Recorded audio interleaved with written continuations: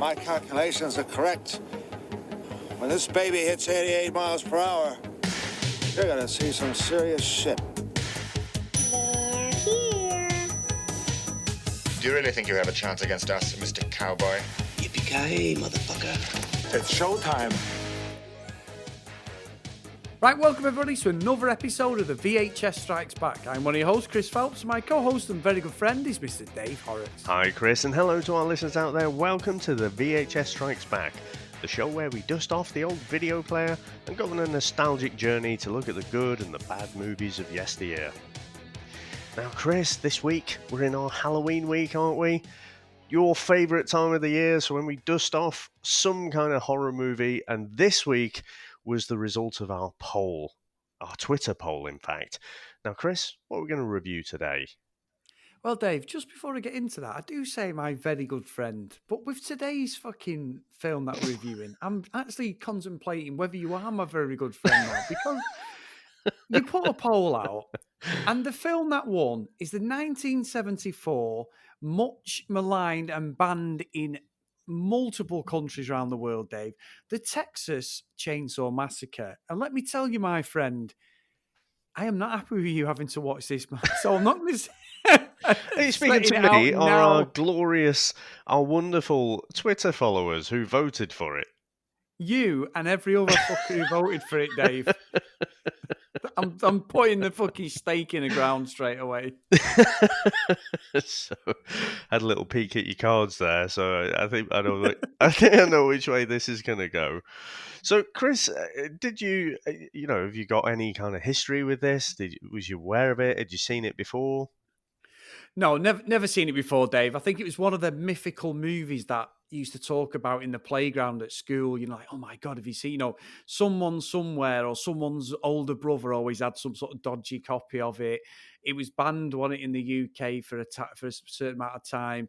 I remember I think I've said before, one of my closest friends loved Freddy Krueger and Nightmare on Elm Street. And I absolutely hated them movies as a kid. I was so petrified of Freddy Krueger. I absolutely used to panic when he'd go, oh, we'll go watch a film at my house. And I'd be like, he used to love RoboCop, my mate. He'd go, put fucking RoboCop on or something. But he always went on about Texas Chainsaw Massacre. And he's been there in the background. And I remember, like, it was just one of them absolutely horrendous movies of its time, wasn't it? Like, people, so if I'm talking mid-80s, 14, 15 years later, mid to late 80s, 14, 15 years later, I'm 9 years old, something like that, 8, 9, and it was still talked about then, Dave. So it was like a mythical movie, but yeah, let's not fucking kid ourselves. There's not one cat in hell's chance that I would have fucking rented this film out at all, because I would have been crying or been hid behind the sofa, Dave. Yeah, and like I say, I don't think you could rent it out, could you? You had to get a dodgy copy off the market or something like that. I mean, it was years and years later that it was actually shown or put out on general release, wasn't it? So, a bit like yourself, I'd heard about this. There's movies like this. I think I Spit on Your Grave is another one that kind of I was aware of, and people would talk about it and how gruesome it is and stuff like that, but never actually saw it. And it's a bit like, Chris, honestly, it's a bit like Snakes on a Plane, isn't it? Yeah. The story is in the title. You know exactly which way this is going to go. And so, I didn't really feel like I was missing out that much, but you do have that curiosity, don't you, to actually see it. Now, I do have to say, they redid this one, didn't they? So the first time I saw, let's say, this movie was by proxy. So I saw the reboot, the 2003 reboot, got it out on DVD. Yep. Now, we've discussed multiple times on this project. Neither of us are a particular fan of horror. Probably, it's debatable which one of us hates horror more. So I used to feel like I suffered through it. So for whatever reason, I'd watched this stuff, but I never particularly enjoyed it. Certainly didn't enjoy the experience of it, nor waking up in the middle of the night or just not being able to get to sleep full stop, for being for fear of being bloody eaten by a shark or taken out by Freddy Krueger, or have my window tapped on by the scary fucking vampire in Salem's Lot. All of those things, I used to suffer through this shit. But we rented out, and this was when I was with my girlfriend at the time. We rented it out, this 2003 one, so it would have been about 2004, and we started watching it, and she was like, "Oh, I don't," it got to a point. Let's say the hook of the movie. See what I did there? Yeah, I like it. Yeah, yeah. So we gets to the hook, and she's like, "Oh no, I can't watch this anymore. Turn it off." And I'm like, "No, you're gonna fucking watch it because I hate this shit, and it's always you that makes me suffer this. So you're gonna sit here, you're gonna watch it, sort of half jesting, but half like, no, I don't enjoy this." And that was a bit of a watershed moment because from that point I was like, you know what? I don't have to watch horror movies, So even if someone else is wants to watch it, you don't necessarily have to sit down and suffer through it. So for a few years after this reboot of watching Texas Chainsaw Massacre, or the Texas Chainsaw Massacre, I went off watching any horror movies for probably somewhere between 5 and 8 years, I would say. And then it's probably only, in more recent times where I've actually sort of picked them up, and quite a lot of the older ones that we go back and we watch, you're like, how is this ever scary? Yeah. Like Nightmare on Elm Street, some of it looks okay, doesn't it? But some of it just looks ridiculous. And I've got a feeling, Chris, if I'd have watched this 1974 movie when I was a kid, obviously, I shouldn't have been watching it when I was a kid, but like all the others, it was the 80s, so no one cared. I think it would have scared the crap out of me. Yeah, and it's funny, I messaged you, didn't I? Because I put it on, and I'm like, wow, this looks fucking really good for 1974 movie. And I'm like going, the cinematography is outstanding. Is this like a Blu-ray remaster version? No, Dave, I was also watching the 2003 version for about 10 minutes and then had to slip back and get the 74 one on, which... Yeah, I agree with you, Dave. If I'd had seen this as a kid, I'd have fucking shit myself. There's no way. I mean, I wouldn't have gone near it. I can imagine my older cousin, who's 4 years older than me, getting this. The one who was into Arnie and that, absolutely getting this and making us watch it one day. Would say, when my nan's making cakes, Dave, and we'll be sat there like watching it, going, "Oh, what's this? Oh, it's Arnold Schwarzenegger." No, it's not. It's fucking not. And genuinely. It will never have come. I like the fact that it's been picked to get it out of the fucking way, Dave. That's all. That's the only thing I can say. But the one I tell you what absolutely amazed me, Dave, is the amount of money it made at box office, and it sold 16.5 million tickets when it came out in 74. Yeah. That is fucking unbelievable. No wonder it was a word of mouth movie, Dave. Yeah, I mean, I can imagine, if you were of that age, you were sort of early teenager in 74. I mean, I know, look, we're watching it nearly half a century. It's nearly 50 years since it was released, isn't it? So guess what? Yeah. Some bits of it, and it was low budget even then. So obviously it doesn't stand up in a lot of ways, I wouldn't say. But you can imagine going back then, it'd be like, oh, I've got to watch this, And I can imagine it more so from the blokes. You can imagine, wanting to get along, it being a bit of a macho thing, getting the girlfriends along as well, potentially, watch this movie that everyone's talking about. You can see how it would have had this massive buzz. And what I will say, Chris, so potentially going to alienate ourselves a little bit, but both of us have dabbled in veganism and vegetarianism. And this is described, or has been described, as the ultimate vegetarian movie, because essentially, the whole idea of it was just, I think they were driving past a slaughterhouse and just started wondering, I wonder if you had people in there instead of animals, and that was the Right. whole kind of idea of it. And if you think about it, that's pretty much what it is, isn't it? It's like a human slaughterhouse. And so we've just on the Comics in Motion podcast reviewed Guillermo del Toro's Hellboy, haven't we? Guillermo del Toro says he became vegetarian after watching this movie. Yeah. Yeah. And I'm pretty sure I've spoke to you about it before. I've probably mentioned it, maybe not on podcasts, but I think what switched me, we've discussed offline, haven't we, about all the various health benefits and whatever. But there's a movie.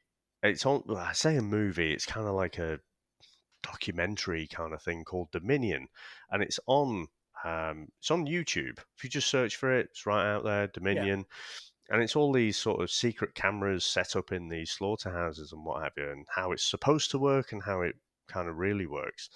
And, for me, I remember thinking at the time, I'm watching a fucking horror movie here, but it's real, you know? And so, that was one of the things that sort of give me a prod and made me sort of certainly eat a lot less meat and stuff. So yeah, I just thought it was interesting that I had no idea that this movie had that kind of effect on people. No, and I think the whole concept, and I agree, Dave, because look, I was vegan for 8 months. You've been vegan a lot longer, haven't you? And I'm now back being veggie. When lockdown started, I went back eating meat because we couldn't really shop or anything. I'd had me up on my shoulder, so I couldn't go out anywhere. And I just found it a real struggle, and I didn't enjoy it. But and I've been veggie again now for nearly 3.5 months, 4 months. Dave, I tell you now, I'm so glad I'm veggie. And I'm watching this, I'm like, holy fuck. Yeah, I mean, that's a great point with this movie. And what I'll say, Dave, the whole idea of the VHS Strikes Back is most of the time, other than the some duffers you threw in there, Dave. And obviously, I've got some classics like No Shield Surrender and that I've thrown in there. Fucking Eat My Dust. Eat My Dust, another legendary movie.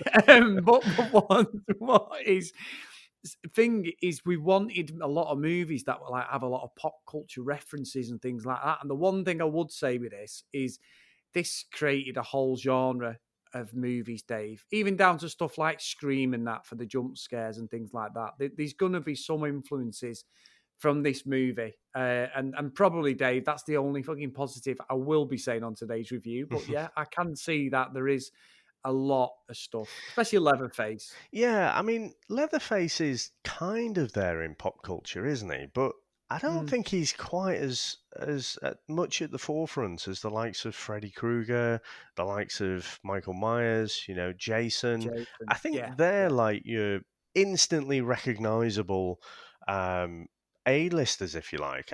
I kind of feel like Leatherface is a bit more B-list. yeah. He is, but I do know who he is, Dave. So if you said to me Yeah. Leatherface, I know straight away where he's from. But yes, it's of its time. Obviously, someone our kids' age, if he said Leatherface, they'd be like, they've been on a sunbed too long or something. They wouldn't know what that is, but we would know what that is. So, Well, I can say, I mean, what was it I got? I got the latest Mortal Kombat, and Leatherface is on there. Fucking hell, some of those fatalities, they are grim. So yeah, he definitely what I'm saying is he's definitely in there, and I put him down at that kind of second tier. I'm not saying he's like a Z-lister or anything like that. It's just I don't really understand because he is so kind of iconic. I don't quite understand why he's there. Not there at the head table. yeah, true. That's true, Dave. Maybe because it's a bit 4 hour time. Do you know what I mean? Like, obviously, I was born 78. You were about 6 at this point. So when it comes. Fuck off. So, well, actually, I think, you know what I think it is, Chris? Probably because it was banned. So it's not as if no one watched it, but so many or so fewer people watched this one as opposed to all the others, the Halloweens, the Friday the 13th movies, through the, let's say, the 80s. I know the kind of Halloween came out, was it 77 or 78? It was late 70s, wasn't it? So people had actually watched these movies, so it had that resonance with them. Whereas, Yeah. a lot of people wouldn't have seen this at the time of kind of growing up, and they might have seen the reboot, or they might have sought out a dodgy copy or what have you. So maybe it's just that. Maybe it's just accessibility of it. I think that's right. To be fair, joking aside, Dave, and I apologise again. I always throw in the old age joke, don't I? Sorry, but no. But genuinely, I think you're right because it wasn't accessible, Dave. It would be like an exclusive club. Who do you know who Leatherface is? Wink, wink. No, I wouldn't have known when I was a kid, Dave. I just knew the movie name because of what it was. So yeah, Yeah. I think that's a great point. To be fair, Now, Chris, should we get into our trailer? let's go.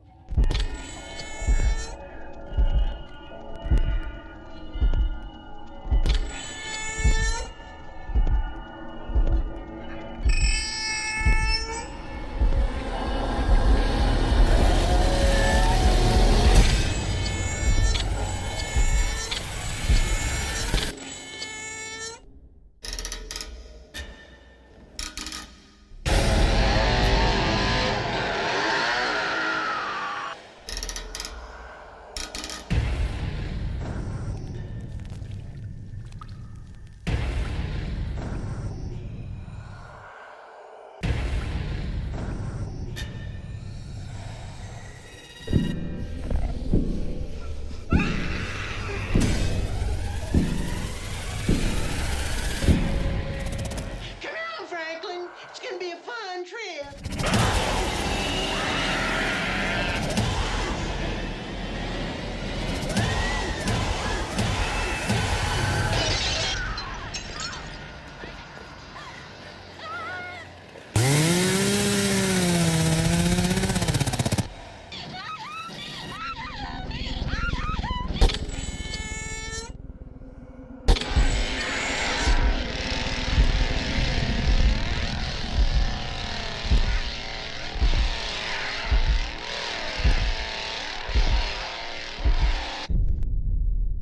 Now we start off, we meet Sally and her paraplegic brother Franklin and their friends Jerry, Kirk, and Pam, and they visit the grave of the Hardesty's grandfather to investigate reports of vandalism and grave robbing. Afterwards, they decide to visit the old Hardesty family homestead. Along the way, they pick up a hitchhiker who talks about his family who worked at the old slaughterhouse. Now, Chris, what do you make to the opening of this movie? Well, Dave, the fucking hillbilly they picked up started cutting his fucking hand, Dave.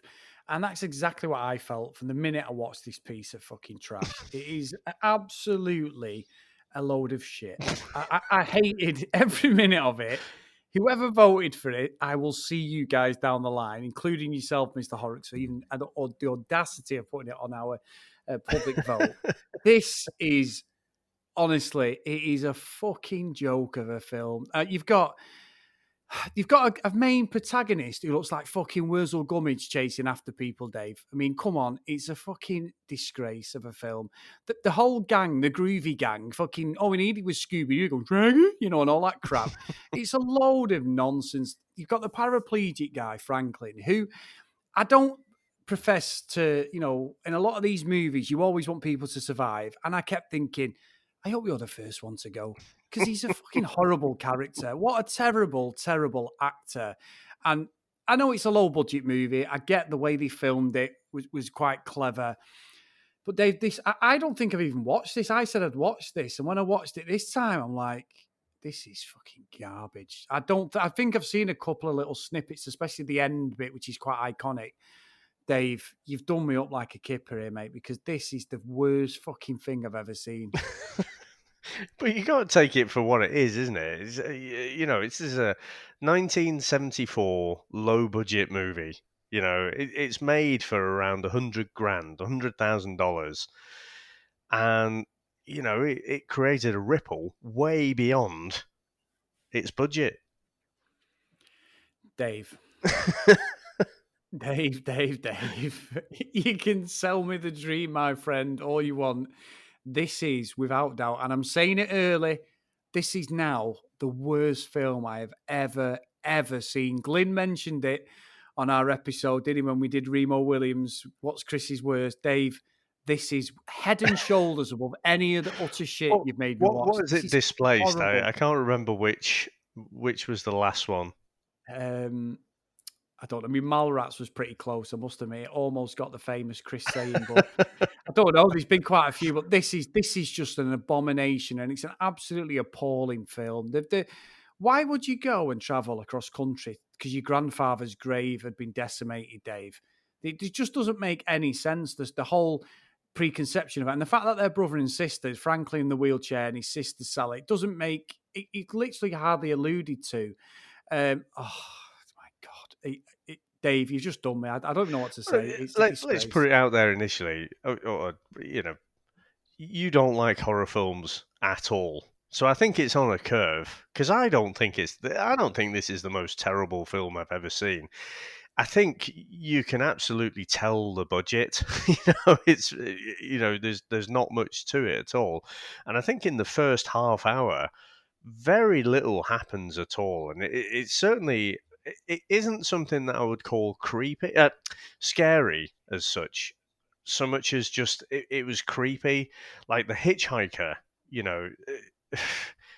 I wouldn't have picked him up for a start, but as soon as he starts going, it's like, right, you can fuck right off, because it's very clear he's not all there, and you just don't want to surround yourself with people like that. But you have to put yourself into that 1974 mindset as well. I mean, around that time, what else have you got? Was it Man with the Golden Gun? I think was 74.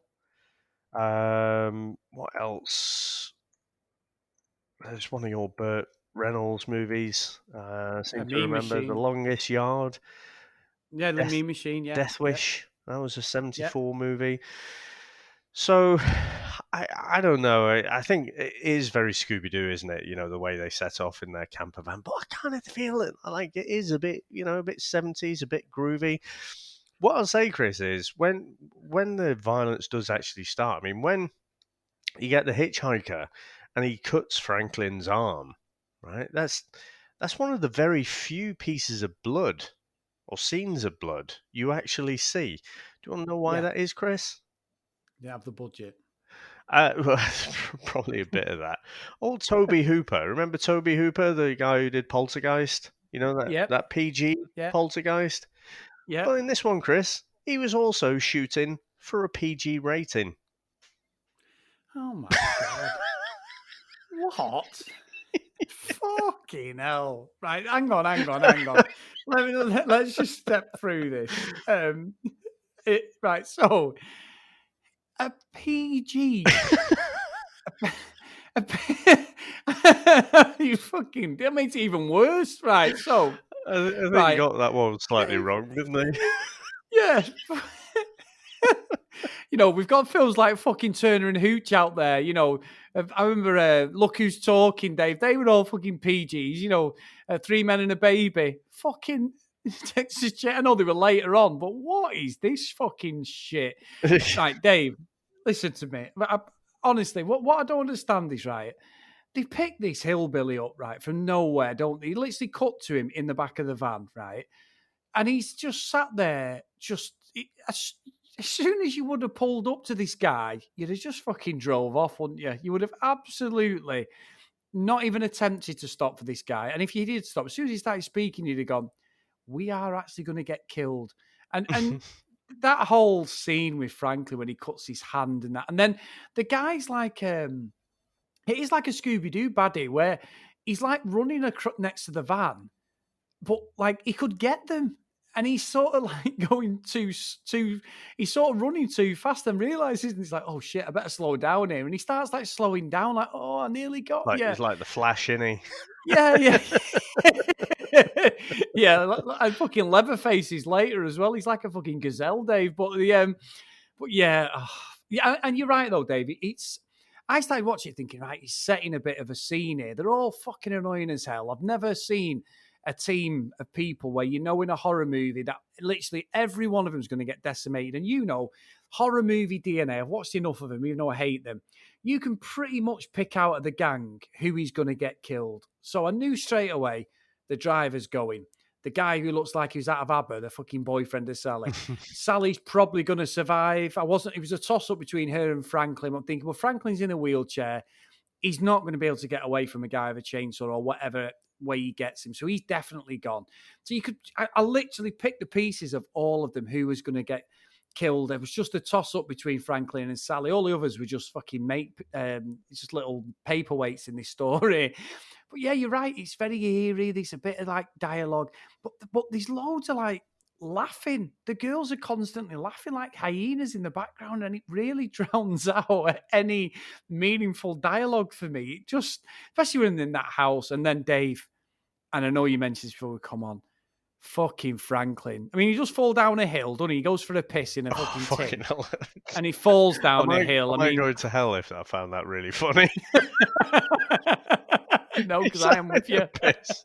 And then the fucking truck drives past him, doesn't he? And he ends up with piss all over him, and he's just an angry little man, isn't he?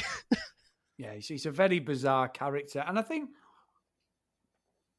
as well, what's weird is nothing came from that scene where he rolls down the hill. The next minute, he's just sat in the back of the van, isn't he? You know, and then they get the hitchhiker. But when you've got this like 35-minute segment of him just driving around, going to the cemetery, meeting all these hillbillies, they go to this house, obviously the grandfather's house, and then Franklin just ends up downstairs, and because obviously he's in a wheelchair, the poor guy can't get up the stairs. He starts blowing raspberries, Dave, like a little 4-year-old child. And I'm looking at the screen thinking, and I genuinely was thinking, come on, Wurzel, come out and just kill this fucker, for fuck's sake. He's one of the worst actors I have ever seen. Terrible, Dave. Yeah, he wasn't great, was he? But again, that does speak to the budget. So, you know, some of the things they had to do, obviously they had to cast a load of unknowns because they just didn't have money to pay for decent actors. They also had to shoot for 7 days a week because, you know, when they do these movies, you have to hire all the equipment, you know. And then, so they need to use it as much as possible so that they can get it back and keep the costs down low. So, yeah, he's not the greatest actor. He's intentionally made to be quite a, you know, unpleasant little character, isn't he? So I don't know why, you know, what the story... You know, you got a guy in a wheelchair. I guess he's just supposed to be this little angry handicapped bloke, but yeah, he did come off particularly bad, I think. Yeah, I mean, look, I don't know whether he is in a wheelchair or not, but it genuinely just was really uncomfortable to know that. I kept thinking he's definitely going, this guy, and it's just a slight twist on the genre. But can I just say, so the guy who played Franklin, a guy called Paul Partain, right? The guy who plays Leatherface really didn't get on with him. Didn't get on in front of the screen either. And but apparently they met years later, and he realised, or Gunnar Hansen realised, that Partain was he was like a method actor. So he stayed in that unpleasant character for the whole time of filming. So, you know, you can imagine we only get to see, you know, an hour and a half or whatever of him being a bit of a prick. But these guys who were shooting with him had to put up with him fucking 24/7. Yeah, that's true. That's true. But I mean, Dave, right. So Robert De Niro is he's a big method actor, isn't he? I think he's, like they say, he really does go for the character. He embraces it, everything. And I've heard that over some of the more recent actors as well. They play the character really well, like when they do it. But they can be absolute bastards. Christian Bale's one of the worst. And he even kept his Batman accent. I'm not going there, Dave, trust me. But he kept that accent, didn't he, when we talked about this, on set as well. And he does it even for the commentary for the movies, even though he is from Wales. You know, he lives in Wales, and he sounds like he's from London, actually, a Cockney, but he has got that American accent. And that's when there's a thing I watched with Ben Affleck the other week, and Ben Affleck's talking on Graham Norton a couple of years ago with Henry Cavill and that they were promoting, I think it's Batman v Superman, and he says I was in this shop and this guy comes over, oi, mate, and he's like, I didn't really, he goes, it's Christian Bale. And we're in a fancy dress thing. And he's trying to give me tips on, like, make sure there's a zipper and the back suit and all this. He went, I didn't even know he was English. I thought he was, if he was British, I thought he was American. So I can buy that. But he's acting, he's fucking rubbish. If he's a method actor, fuck me. Where did he get his qualifications? On the back of a Kellogg's box or something, Dave? He's terrible. Well, I think for me, it doesn't being a method actor doesn't mean you're a good actor. all, all it means is Fair point, that yeah. you try and get into that character, and you basically stay in character all the time. Until basically the film wraps up, I guess. So lots and lots of them do it, don't they? I mean, Marlon Brando as well. He's probably one of the most prevalent kind of method actors. What's the guy who plays? Oh, what's his name? Blinking cinema royalty, British royalty. Played Professor Snape in Harry Potter. Oh, Alan Rickman. Alan Rickman, yeah, he's a big method actor as well. But yeah, I just think he just wasn't very good. But he just stayed in character. So, I mean, do you recognise him from anything else, Chris? No, exactly. So... You wanker! You well done me there. I was not mind that day. That was very good. But again, they're all from Texas, so again, they haven't cast the net far and wide to find the best actors. They've worked within the budget that they had, even though they did actually go way over budget, which meant they had to sell off various bits of the film rights and stuff. But Chris, for me, you can see why this is part of the golden age of slasher films, isn't it? You've got this one in 74, you've got Halloween, I mentioned before, 78. After that, you've got so Black Christmas as well. That was another big slasher film from 74 as well. Friday the 13th came out in the 80s, in 1980. So, for me, this is at the forefront of that golden age, and so I do think watching it as we've done, because I can confirm as well. I thought I'd seen it, but I hadn't. I'd just seen clips. Certainly the dinner scene at the end. I'd seen bits of that. Sounds very civilized, that, doesn't it? Oh yes, polish the silver and let's have some dinner. But so yeah. No, I just think you have to watch this film and appreciate it for what it was in the time that it was shot. Yeah, look, I do agree with that, Dave. I do completely agree with that. And I think what was shocked me more than anything was, so when we get to the point where Leatherface finally gets introduced, because we've had all this sort of foreshadowing, there's been like bones, there's been limbs, nails, tooths, there's been all sorts of stuff planted around these houses, and there's this like one house in there that they stumble across. I didn't realise that he was just a person. I thought Leatherface was a bit like a bit like a Jason or a Mike Myers, where they're just completely maniacal. But it's actually a person, which shocked me, to be honest, because I don't know what I expected, if that makes sense. I've seen the character, I've seen the chainsaw in a lot of the photography stuff. But then when I saw him, he's a big guy, a very big guy, but again, it didn't correlate. However, they set the house up really creepy. The house is fucking horrible, isn't it? It's really clever the way they've done that. They did do well with that, but that's about the only praise I'm giving it, Dave. It's just a disgrace. So old Gunnar Hansen, yeah, he's a big bloke anyway, but he wore heels as well, just to give him that big bit of extra height.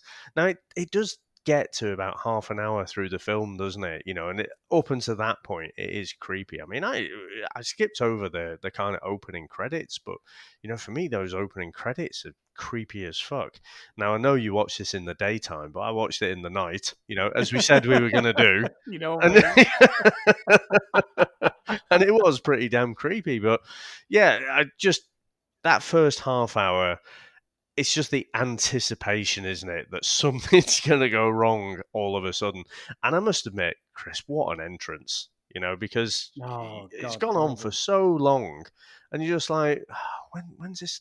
This isn't scary at all, is what was going through my mind.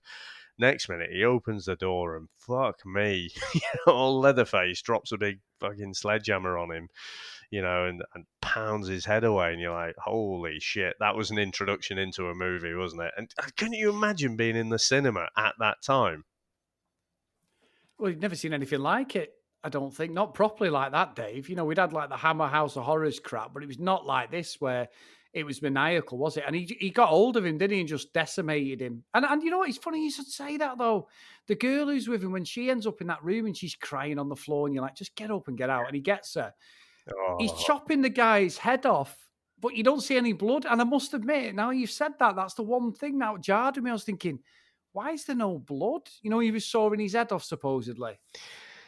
I mean, let's And it face it, makes old, sense. old Toby Hooper must have had a bit of a screw loose, mustn't he? I mean, to think that, because for me, one of the most iconic bits of the movie is obviously when he picks up the girl, because he's just, he's such a big fucking hulking bloke. He just picks her up and sticks her on the meat hook. It's just like, holy shit. Can you imagine?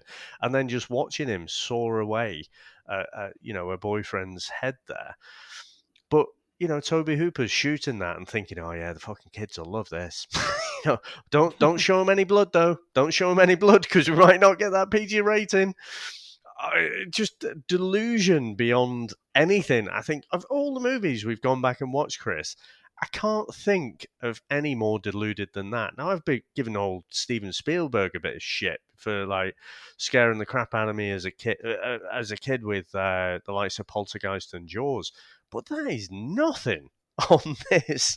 And they had to keep going back because initially it got an X rating. Usually in the US, those are reserved for your nuddy movies, aren't they, Chris? so, I don't know, so Dave, are eventually, apparently, allegedly, but eventually they kept resubmitting different cuts of it, taking bits more out, and eventually they got to an R rating, and then they sort of stopped there. So rather than carrying on trying to get this PG rating, I mean, I don't know what you could cut out and leave, like, I don't know, all the non-scary bits. You'd have to do that, wouldn't you, to get a PG rating? It's just, for me, Yeah. it's absolutely balmy to think that it could ever be that. But no, I just thought it was quite interesting how, it does jar a little. And I guess in the reboot, I can't remember off the top of my head. It's been so long since I've seen it now. But I'm assuming with the reboot, they just thought, right, well, we know what this is now. So, they probably put plenty of blood in there. Yeah, and I think as well, Dave, like, I've seen some of the things like it's a video nasty. I remember everyone saying it's a video nasty, it's horrendous. It wasn't, and it isn't. Whether the version that we've watched is the unedited is an edited one, because I know they had loads of problems, like you said, about getting it passed through a lot of the film boards, didn't they? And it's not anything. I don't even say it's a 15, really. It's more, for me, why I just hated it and I had to just keep stopping it was just, I just find it appalling. And I know they filmed it like a documentary. That's why, I mean, Dave, who the hell am I to criticize? It's just my opinion. But genuinely, on Rotten Tomatoes, it's at 89%. Do you know what I mean? It's Mm-hmm. like people love it. They love the movie, and I'm sure a lot of fans do. And I'd be interested with Tony Farina, because our good friend Tony, he likes a bit of horror, doesn't he, Dave? So I'd love to know what he I reckon thinks of Scott it. will be a fan of this one. Scott probably will. This sort of it's almost like an art style film, isn't it, Dave? They've worked within the budget, and I appreciate that. But my God, I just found it a real slog. And I think you're right. It could be my bias that I just hate horror movies in general. I wasn't scared. I wasn't like, all right, I did watch it at like 11 o'clock, about 9 o'clock in the morning, Dave. But, that's by the by, like, you know what I With the mean? lights on your With the phone, lights on. probably. Yeah, with all the doors open and a big gun in my pocket just in case. But genuinely, I didn't find any of it scary. I just found it really unsettling and just, I don't know. I think it's of its talent. It's 50 years old nearly, Dave. And you're right. I've got to look at it from that perspective as much as I'm doing my usual and going at it. But I personally will never ever watch this again. I think it's just a horrible, horrible movie, and maybe that's a good thing because that's what they were going for. I don't know. Yeah, I think it's got to be unsettling. I think if it's not unsettling, there's something slightly wrong with you, and I'll probably, steer clear Yeah, of you, because you've got sociopathic tendencies. But no, I just think it is supposed to be unsettling. And like I say, if you think of it, like it's basically a slaughterhouse for humans. That's it. That's the start and end yeah. of it. And like I say, it's just part of this golden age of slasher movies that, I'm glad we've gone back and watched it. Like I say, I convinced myself as well that I'd watched it, but I definitely hadn't. So yeah, and I think the gruesome bits, like I say, it gets a good half hour in.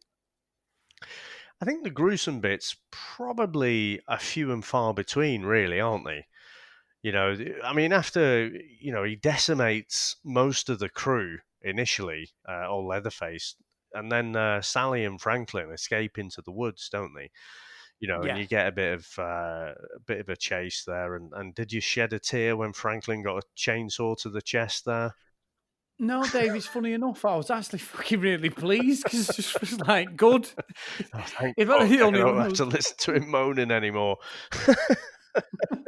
But then I think it almost feels like a different movie then for me because the way it's shot is really interesting. And again, I think one of the things that probably jar with you a little bit, and again, because you love lots of the 70s movies, don't you? I mean, yeah, you say yeah, I about do. Star Wars, you've got your Burt Reynolds films, old Smokey and the Bandit there, things like that. But because you've watched them from a young age and over and over again over the years, you forgive it. But 70s movies are fucking slow, Chris.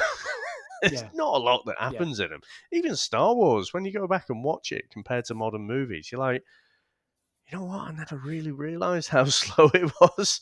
You know, so I think you feel that quite a bit more. But I find it really interesting when they capture Sally and they basically get them back to the house. You have this interesting dynamic with the family there. You've got like the cook, who doesn't really seem to be that into it. They seem to want to keep Sally alive for a little bit longer, and give her a bit of, drain her blood. They like the old creepy grandpa, that for some reason they're wanting the grandpa to kill, slice the girl's throat so she can bleed out into the bucket, and he's so fucking old and crap. Like he keeps yeah, dropping the knife. Sorry, he's got like a little hammer thing, hasn't he? To kind of give her that killer blow. So, but leading up to that bit, there's so many shots, and Chris, I don't know how they cast this girl, but she has got the greenest eyes I think I've ever seen. I think if that was shot yeah. today, I would think that was sort of, bit filtered or something like that.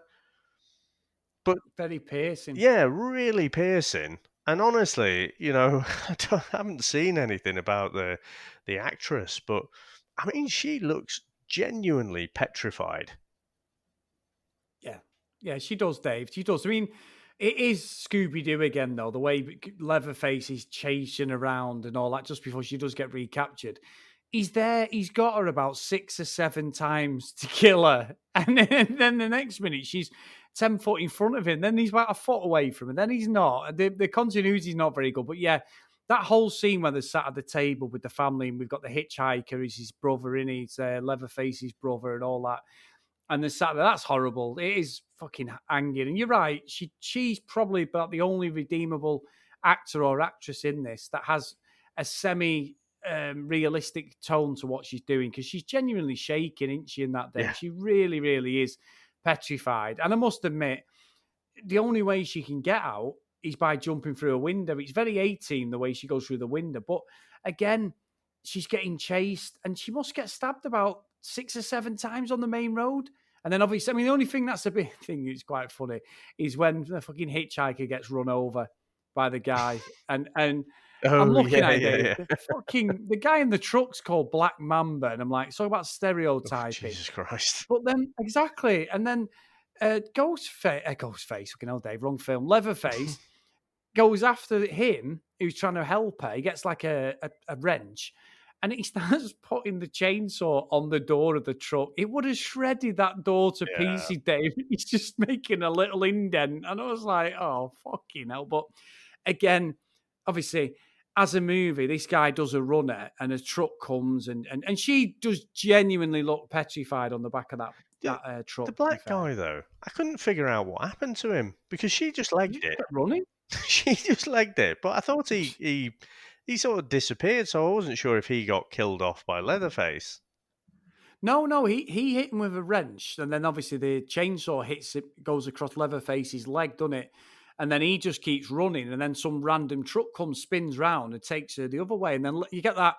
I've seen that before, that iconic scene at the end. That's just weird, isn't it? Like Leatherface is there, just wielding his chainsaw, which is I don't get that bit. no, it's like I it's like don't a, like it's dancing. like a music video or something, isn't it? Yeah, it was completely out of context for the whole film, which is almost as if to say it's only a film, people. You know, like that, like to the audience, it's very, very out of place with the whole setting of the I movie. wonder, I I wonder think. what music would go quite nicely with that. I've got one for you, Dave. No, I don't know. No, I don't know. I don't know. But it does. It almost feels like when you watch one of them bloody mobile phone adverts or something. You've got the sun coming down and they're all dancing. You know, this great life they all lead because they've all got a fucking 5G phone or something. You know, but it just feels completely out of place. I spent too much time watching them, Dave. Sorry. Yeah, just do it like a Nike advert or something. Yeah.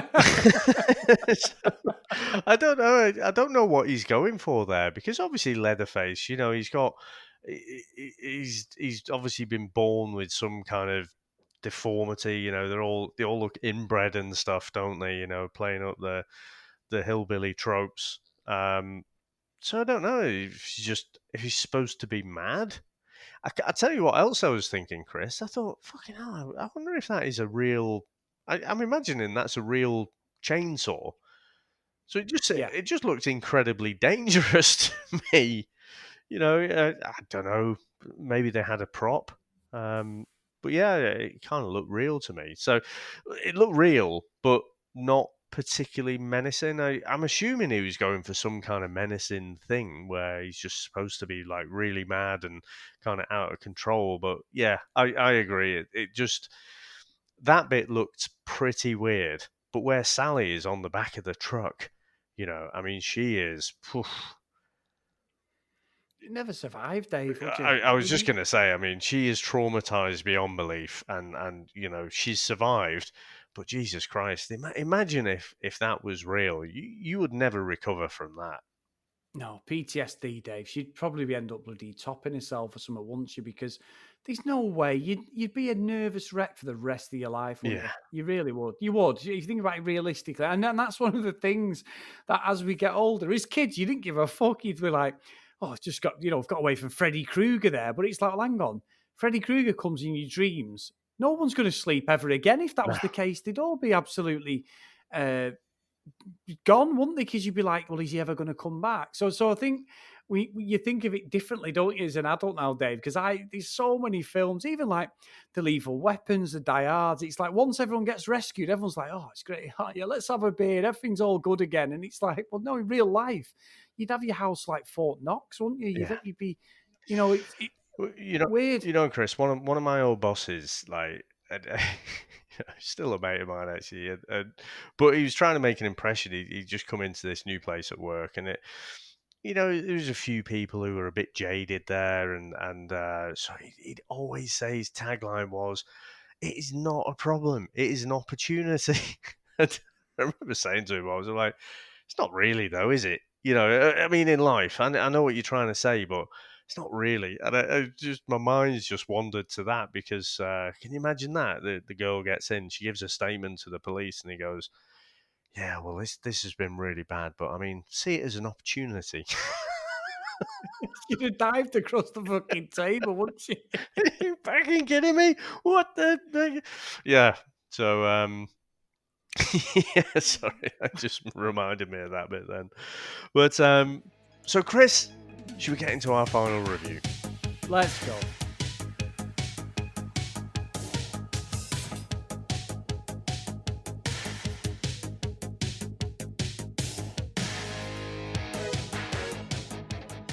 Now, Chris, I think I'll let you go first on this one. Right, Dave. This is without doubt the worst thing I've ever seen. I've given a little bit of props to Sally and some of the way it's shot, but for me, it's an appalling movie, an absolute shit show of just horror nonsense. You know, it's of its time. I totally get it. It's 50 years old. I have to try and give it a little bit of crux and not just go all in, but I can't. He looks like Wurzel Gummins, Dave. He really does. He looks like a proper cheap kids program.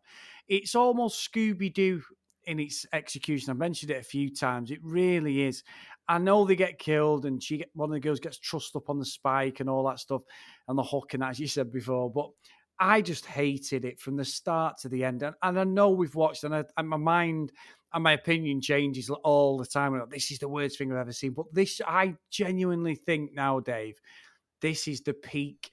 This is the ultimate film that I absolutely hate. And I will never, ever go back and watch this movie, ever, no matter what. I'd rather watch Tank Girl than this, Dave, and that is a disgrace. Weird Science. This Yeah, I'd watch it again, Dave. I really would. I mean, obviously, it's got Kelly LeBrock in, so there is some redeeming characters, but I can't watch this again. It's truly woeful. I respect the budget. I respect what they did. But other than maybe Sally, none of the characters are redeemable. I don't like any of them. I was quite happy when Leatherface was kicking the shit out of him and totally decimating him. It just did me head in. So, Dave, it's no surprise where this is going. Now, this isn't going just to Dantooine, Dave. This is going to Dantooine right in the middle of it, Dave, in the volcano, in the middle of the planet, as it got blown up. Then it gets picked up again by Darth Vader, and he then smashes it into not to Dantooine, Tatooine, Dave, and blows that up as well. It is the worst thing ever. And you, my friend, I have got some payback up my sleeve in a few weeks. And anybody listening, careful what you wish for, my friend.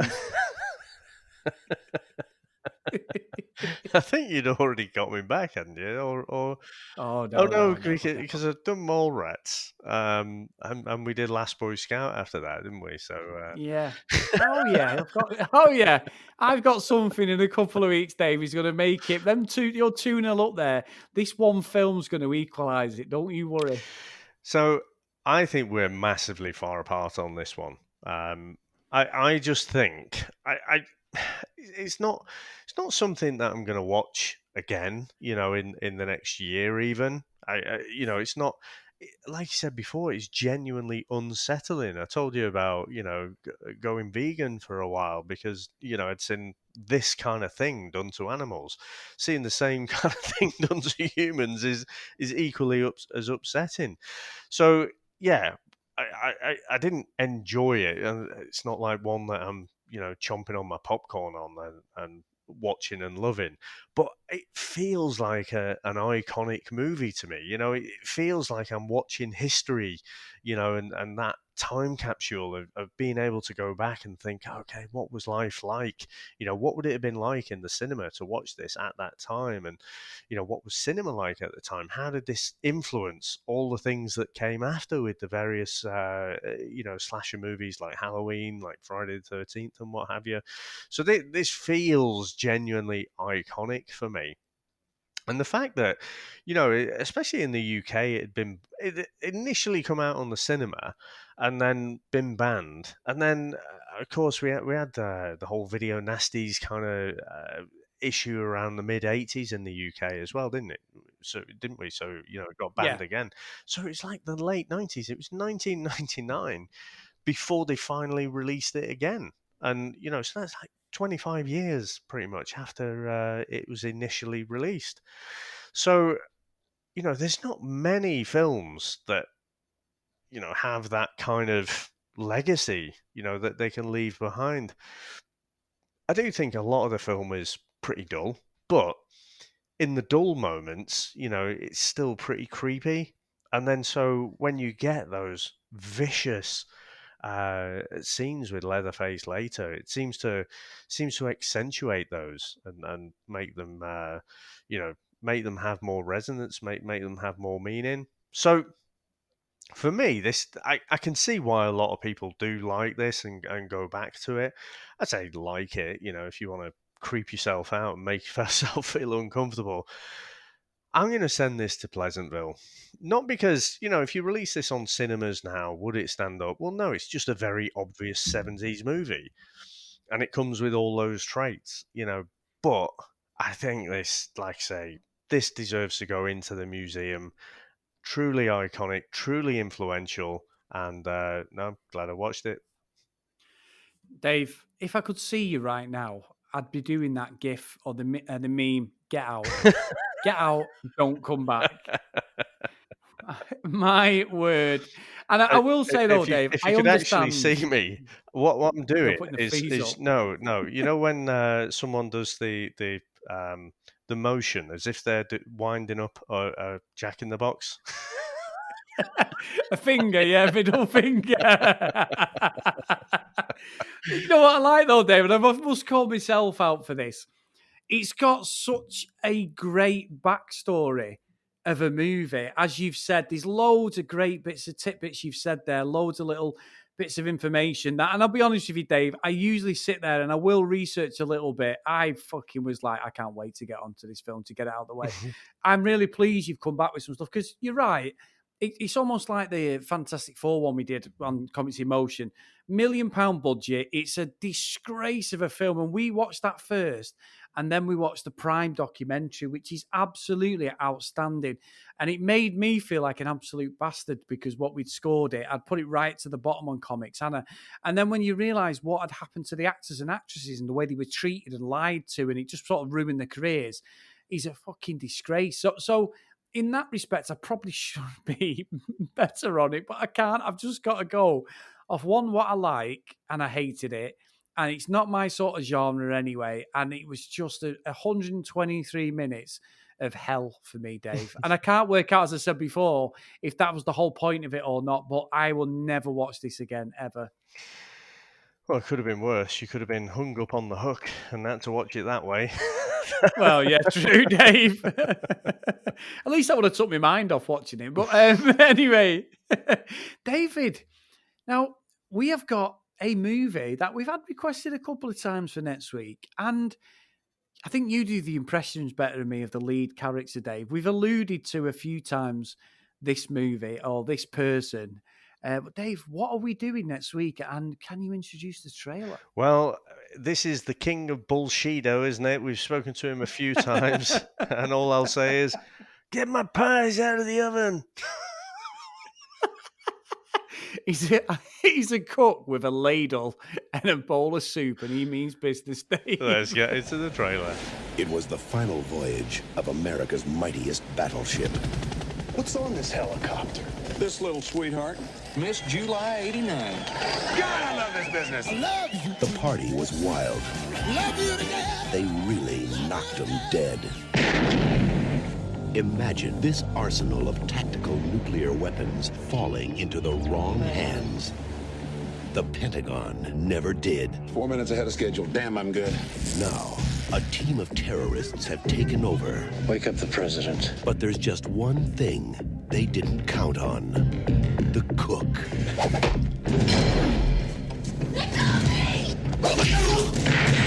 Are you like some special forces guy or something? No, I'm just a cook. Oh my God, we're gonna die. This is not the work of a cook. I want you to coordinate your efforts with us. Yes, sir. I see that you completely disobeyed my orders. Roger that. Ryback is an ex-SEAL. Expert in martial arts. Explosives. Stand back! Weapons and tactics. I also cook. The Nimitz is tracking 2 Tomahawks just launched from the Missouri. Where are they headed? Honolulu. Happy trails. Steven Seagal. I know you, don't I? Tommy Lee Jones. Been a long time. I'll see you in hell, Sonny boy!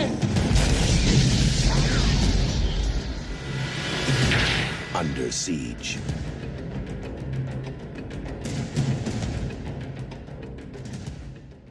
Now, Chris, that was our Halloween episode, and I think it's safe to say that you in particular are glad we've got this one out the way. I'll have to be thinking about what can we do next year. You know, we had a few in there. We had, let me think, we had Amityville Horror in the poll, didn't we? We had The Exorcist. That was close run, actually. I thought The Exorcist was going to come out there for a while, so we can just look forward to that one for next year. Thanks, Dave. Thanks very much. I will say, though, Dave, the week after next, I cannot wait. I'm not saying a word to people, but I know you're going to try and do Eat My Dust. 2. The sequel. The sequel. Ron Howard is back, and this time he means business, Dave. No, you're going to love this one, Dave, and that's all I'm going to say. So, absolutely. Now, what I want, Dave, as well, I want people to message in if you can. Twitter, Instagram, obviously email in on Instagram and Twitter at the VHS Strikes Back. If you want to email us, the VHS Strikes Back at gmail.com. I want to know if there's people out there who like it, because I know you did, Dave, but I hated it. Or is there people out there who hate it and it's just me who is the anomaly, Dave, who just hated every minute of it? Because it'd be really interesting. Now today, Chris, I want to thank our executive producers, our Patreons. So we have new Patreon, of course, announced them last week. So John and Jeff from the Predator Minutes, thanks ever so much, guys. They've come in at the Top Gun level. Brent from Cinema Chat Podcast and Tony Farina. And we also have John Hammond as well. So those are our executive producers for today. Now, if you want to support us, you can get across to patreon.com/the VHS Strikes Back, and you can look at all the different levels there. So you've got everything from £1, there's one at £3, £5, £10, and you get a little bit more each time the different levels you go up. And of course, we always mention it, it's slightly in jest, tongue-in-cheek, but we have the McFly. So if you want to pay for that, and we'll all go across to Vegas and record and release an episode from there. And that'll take us like 5 minutes, and then we'll just hit Vegas. Yeah, what are you waiting for? So, yeah, I think a lot of people will. I think a lot of people will like it. And we'll have to put out a message, like you say, particularly on Twitter, and see if people come back with that they like it or even that they don't. Now, Chris, I've been enjoying throwing you under the bus and asking you how to finish off the movie, but I thought I'll let you off since you've had such a rough time of this one in particular, because I actually think that you are, in this review, what Franklin is to the movie, because he says, "Come on, Franklin, it's going to be a fun trip. If I have any more fun today, I don't think I'm going to be able to take it." I'll see you next week. That was better than him, Dave. But anyway, see you next time. Bye. Bye now. That's it, man. Game over, man. It's game over. What the fuck are we gonna do now? What are we gonna do? Maybe we could build a fire, sing a couple of songs, huh? Why don't we try that? We better get back, because it'll be dark soon, and they mostly come at night. Mostly. I'll be back. That's odd. We came, we saw, we kicked its ass. Wax on, wax off. Get to the chopper! One ring to go. All right. Ding, ding. Bust you up. Go for it. Well, here we go. Ain't so bad. Ain't so bad. Ain't so bad. Come on. Ain't so bad. Ain't nothing. You must be crazy or something. I'm crazy. You just a stupid fool. Maybe you crazy something. I ain't breathing heavy. He's a fool. He's stupid. I seen you in 6 months.